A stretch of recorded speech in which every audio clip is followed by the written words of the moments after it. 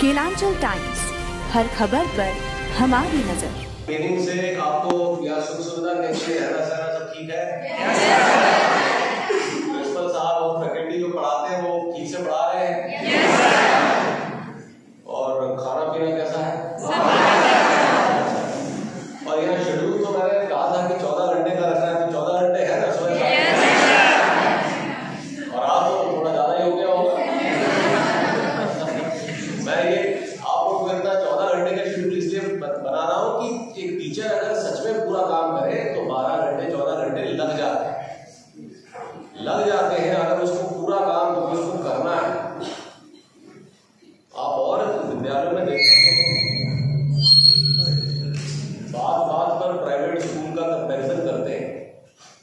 वहां पे आप देखिए टीचर जब घर लौटते हैं तो कितना बोरे में कॉपियां लाते हैं, जांच करते हैं, पूरा घर में बैठ के करते हैं, लेसन प्लान बनाते हैं, अगले दिन के लिए जाते हैं, व्यस्त रहते हैं। तो काम बहुत है, इसको घड़ी देख के नहीं किया जा सकता। ये तो आपने अपनी क्षमता के हिसाब से करना है। तो इसीलिए हमने ट्रेनिंग में आपको बताना चाहते थे हम लोग ट्रेनिंग में कि ये एक तो आपको नई चीजें पता चले, पढ़ाना कैसे वो पता चले, पर आदत डालनी होगी कि आपको सुबह से शाम तक व्यस्त रहना होगा शिक्षा के काम। गांव में बच्चे और अभिभावक आपका बड़ी उम्मीदों से इंतजार कर रहे हैं। जो TRA 1 के लोग गए होंगे शायद आपका कहीं से उनसे परिचय हुआ होगा, बातचीत हुई होगी, वो अपना अनुभव बता रहे हैं। ये बड़ा ही सम्मान मिलता है गाँव में, गाँव की जनता से, बच्चों से। ये बड़ा अच्छा और सबसे पवित्र समझे जाने वाला पेशा और बड़ी इज्जत मिलती है सब वर्ग से।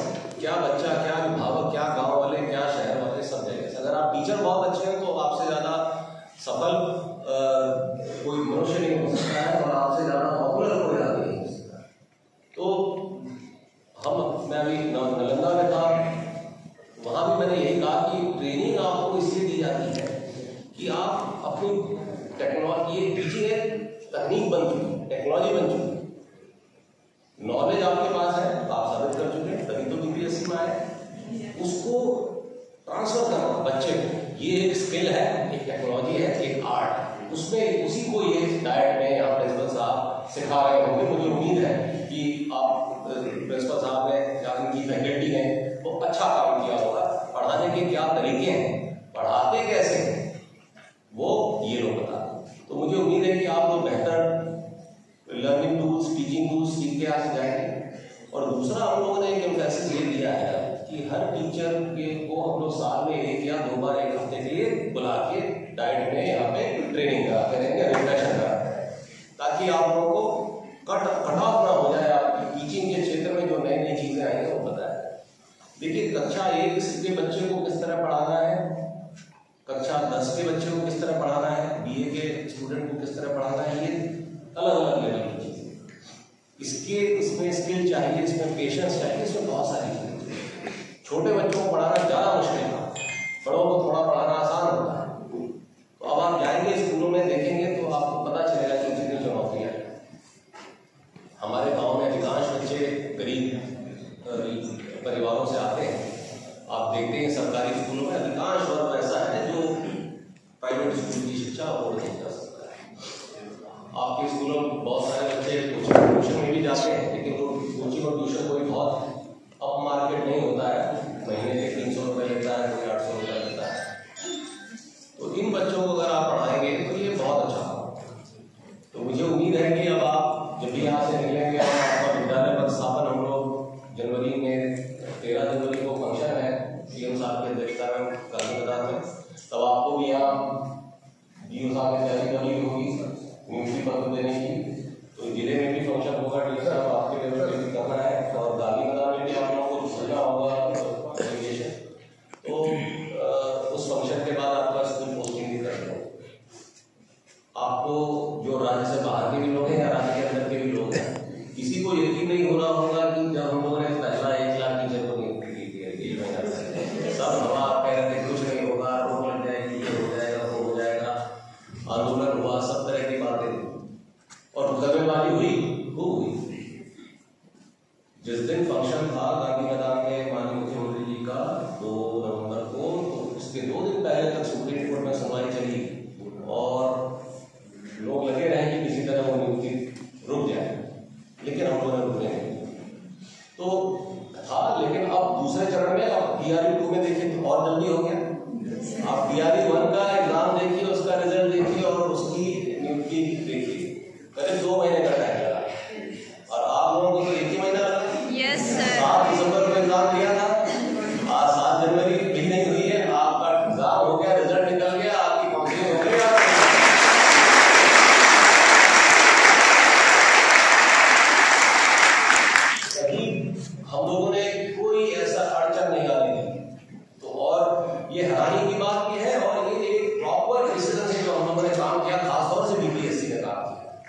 आज बहुत कम राज्य की बीपीएससी ऐसी होंगी जो इतने बड़े पैमाने पे परीक्षा लेकर परीक्षा रिजल्ट मेरा ख्याल उन्होंने एक हफ्ते के अंदर ही निकाल दिया था। 15 तारीख को आखिरी एग्जाम हुआ था, क्योंकि हम लोग की भी लर्निंग हुई थी तो बीपीएससी की भी लर्निंग। तो हम लोग की सीटें की दूसरा टीआरई हुआ है तो तुरंत हम लोगों ने काउंसलिंग कराई और आप लोग आ गए। तो सोच सकता था कि 7 दिसंबर को आप एग्जाम देंगे और 25 दिसंबर को आप काउंसलिंग करके ट्रेनिंग इंस्टीट्यूट में घुस जाएंगे। 25 सेकंड से शुरू होगी भी काउंसलिंग। तो ये प्रॉपर डिसीजन से जो काम हुआ है ये बहुत सारे राज्य के लोग अब नोट कर रहे हैं, नोटिस कर रहे हैं कि बीपीएससी ने बिहार में कैसे काम किया, राज्य सरकार के सारे अंगों ने किस तरह काम किया। 8 लाख लोगों का एग्जाम लेना, 8 लाख अभ्यर्थी थे पहले में थोड़े कम थे, इसलिए कम थे कि लोगों को यकीन नहीं हो रहा था कि होगा नहीं होगा, रिजल्ट निकलेगा नहीं निकलेगा, नौकरी मिलेगी नहीं मिलेगी, तनख्वाह मिलेगी नहीं मिलेगी, तरह तरह की बातें हो रही थी ना कि आज सरकार 1 लाख टीचर रखने तनख्वाह कहां से देगी, तरह तरह का रिवर उठता था। तो तनख्वाह मिल गई, आप देख लीजिएगा टीआरई 1 के जो लोग हैं आप पूछ लीजिए करीब 90,000 लोग तनख्वाह दे चुके हैं। जो 10,000 बचे वो इसलिए बचे हैं क्योंकि उनका प्राइवेट नंबर और ये सब नहीं आया, पेंशन वाला जो अकाउंट नहीं खुला है। तो हम आपको खाली ये बताना चाहते हैं कि सरकार कमिटेड है आपके एजुकेशन सेक्टर को ठीक करने। आपके जाने से जो एनर्जी आएगी एजुकेशन सेक्टर में वह तुलनीय है और इसका असर आने वाले 5 साल 10 साल में देखा है। तो जैसे टीआरई 1 से जो बीपीएससी के टीचर गए कितने उत्साह में पढ़ा रहे हैं, कितना अच्छा फीडबैक हमें बच्चों उनके अभिभावकों से मिल रहा है, गाँव वालों से मिल रहा है, जनप्रतिनिधियों से मिल रहा है। बहुत मेहनत से बच्चे पढ़ा रहे हैं। और मिशन लक्ष्य के बारे में शायद आपने इनको बता ही दिया होगा, बहुत अच्छा रिस्पॉन्स है कि क्लास खत्म होने के बाद कमजोर बच्चों को अलग से पढ़ाया जाता है। पेरेंट्स बहुत खुश हैं कि गरीब बच्चों को, गरीब है कहते हैं कि हमारे बच्चों को भी बिना कोचिंग जैसी टेंशन मिल रही है, एक टीचर 5 या 6 बच्चों को ही पढ़ाता है। तो हमें उम्मीद है कि आपके आने से जो सिस्टम में एनर्जी आई है उसे जनता को बढ़ाना होगा। बाकी हमारे जो डीएलएड के बच्चे हैं वो हमसे पूछते रहते हैं कि सारी नियुक्ति तो सर आपने अभी कर दी, हमारे लिए कुछ बचा नहीं डीएलएड और नहीं, ऐसा नहीं है। हमने उनको आपको भी कह दिया था पहले भी, तीसरे राउंड की कैलेंडर आ गया है ना बीपीएससी में। क्या डेट है? 24 है, 24 अक्टूबर। तो 24 अगस्त में मुझे तो मालूम था, मैं इससे पूछ रहा था। 24 अगस्त है वो डेट में एग्जाम होगा और वैकेंसी भी कम से कम 50-60 हजार होंगी। आप तय रखें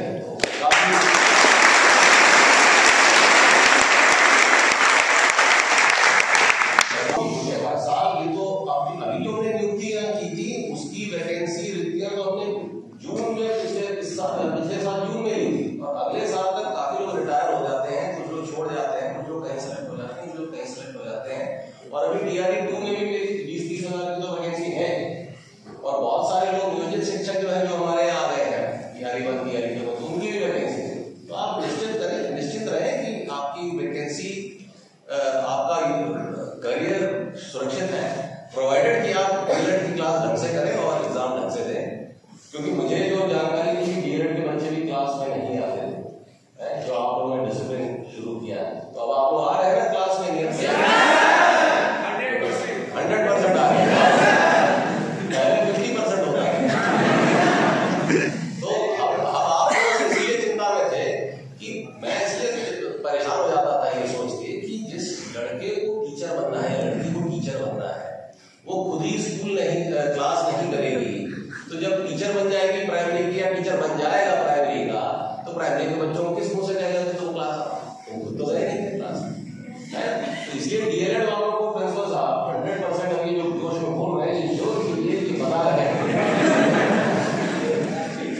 तो आप लोग चिंता ना करें, आपका एग्जाम भी जून जुलाई को हो जाएगा, मई जून में शायद हो जाएगा एग्जाम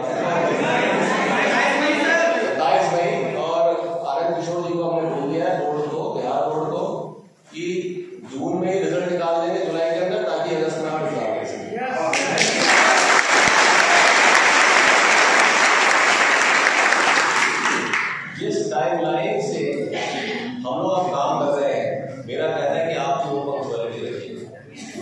ठीक है, मेरी एक ही चिंता है, आप लोग जाना बंद कर देंगे विद्यालय, उनकी शिकायत गाँव में जाकर आप टीचर लगाएंगे तो वो यही कहते थे कि साहब टीचर आते नहीं, आते तो देर से आते, जल्दी चले जाते।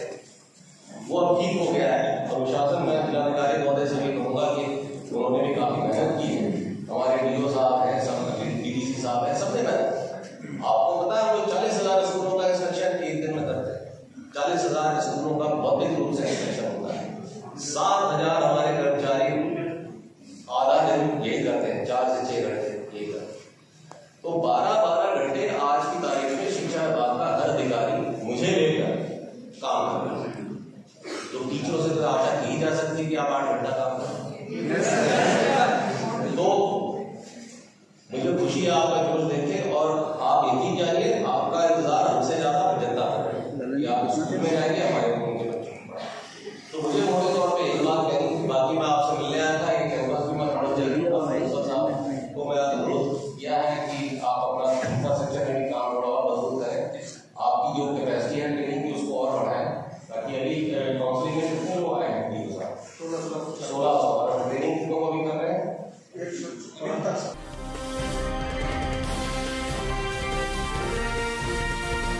केलांचल टाइम्स, हर खबर पर हमारी नजर।